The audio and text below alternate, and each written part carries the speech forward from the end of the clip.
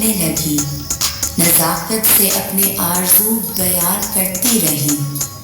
उसकी चाहत ये कि उसकी ज़ात से क्यों ना लोग इज्जत करें, ना कमतर कहें, ना कमज़ोर समझें।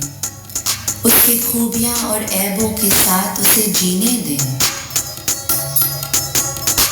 ना दे बेटी, बहन या माँ का कोई लक़ब, ना औरत बनने का दे कोई सबक, बस अपनी मर्जी से दे जीने का हक। हर तरफ खामोशी फैल गई। रक्स करते करते वो ठहर गई।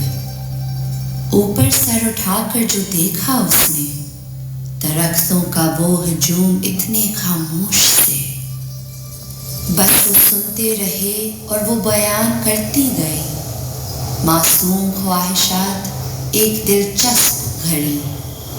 वो घंटों वहाँ बैठी रही, सुकून के सिवा कोई आवाज़ नहीं, ना शोर व गुल, ना चीख व पुकार, ना उसकी हर बात पर एक लटकी हुई तलवार।